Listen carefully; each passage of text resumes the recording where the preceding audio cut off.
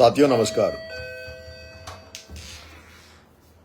साथियों, जैसा कि आपको पता है, मैं 14 अक्टूबर मंगलवार को अंता उपचुनाव के लिए अपना नामांकन दाखिल करने जा रहा हूं।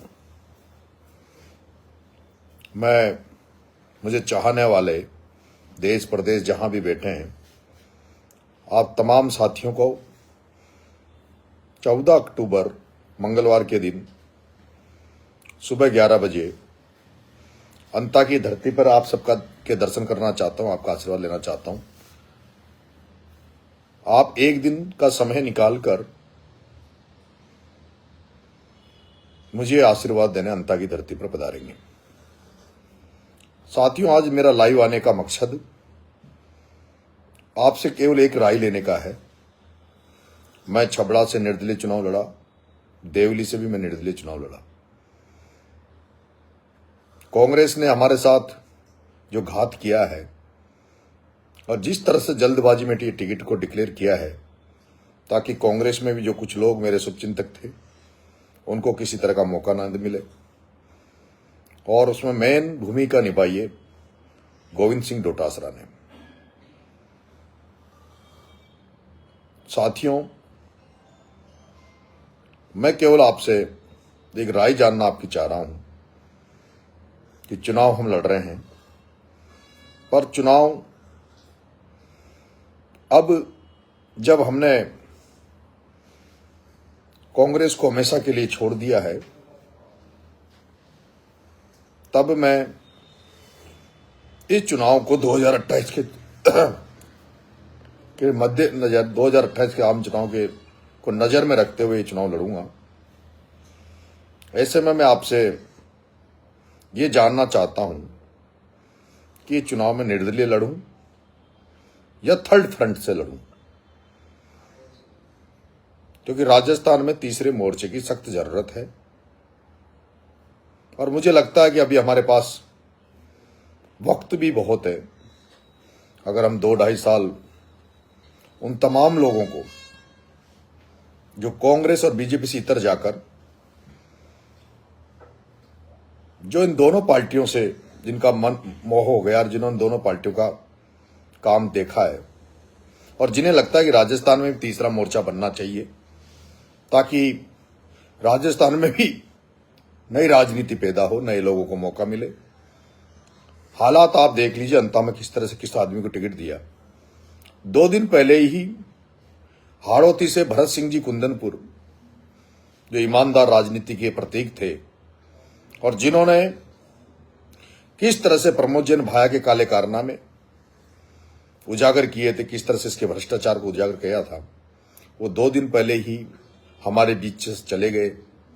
और उनको उनके अंतिम संस्कार में अशोक गहलोत, गोविंद सिंह डोटासरा जैसे नेता आए थे।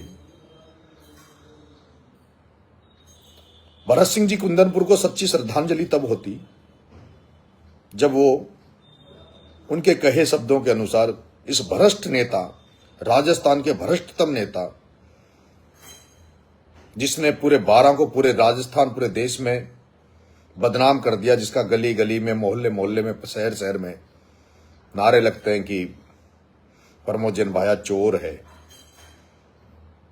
उस भरत सिंह जी के अंतिम कार्यक्रम में आने के बावजूद भी उन लोगों ने जो भरत सिंह का अपमान किया है, भरत सिंह के शब्दों का अपमान किया है, यह बड़ा ही दुर्भाग्यपूर्ण है। साथियों, भी बीजेपी ने टिकट डिक्लेयर किया नहीं है, बीजेपी भी टिकट डिक्लेयर कर देगी। मेरे पास भी कल मैसेज था कि आप बीजेपी से लड़ लो, लेकिन मैंने जबान दी है लोग जनता को। मैंने कहा कि मैं कभी जिंदा रहूंगा जब तक भारतीय जनता पार्टी से चुनाव नहीं लड़ूंगा। ऐसे में मैं आपसे केवल इतना सा जानना चाहता हूं, अगर आपको लगता है कि राजस्थान को तीसरे मोर्चे की जरूरत है, तब आप मुझे राय दें कि मुझे तीसरे मोर्चे से लड़ना चाहिए या मुझे निर्दलीय चुनाव लड़ना चाहिए। ये जानने के लिए मैंने आपको के सामने लाइव आया हूं।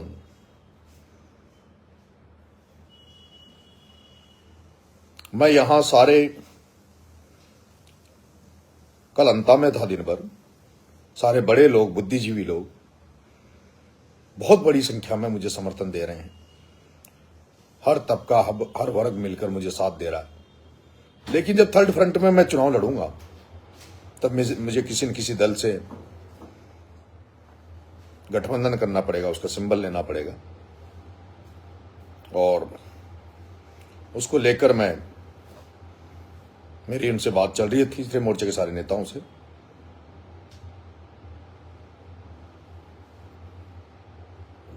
आप कमेंट बॉक्स में भी मुझे लिखकर भेज दें कि मुझे, क्योंकि आने वाले समय में इस चुनाव के बाद में भी हमें 2 साल मिलेंगे, तो 2 साल हमारे लिए पर्याप्त हैं कांग्रेस बीजेपी को राजस्थान से उखाड़ फेंकने के लिए।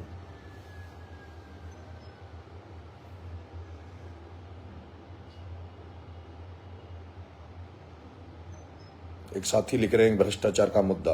भ्रष्टाचार का मुद्दा ही यहां सबसे बड़ा है, नशा का मुद्दा है।